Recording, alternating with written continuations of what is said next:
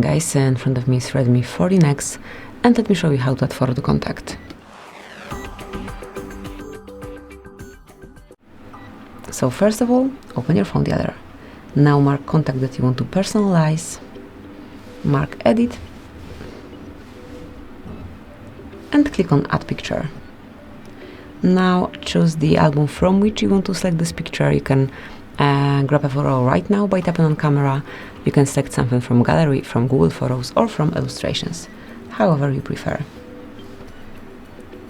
Then customize it however you like, tap on choose, mark save, and that's it. From now on, selected photo is assigned to particular contact.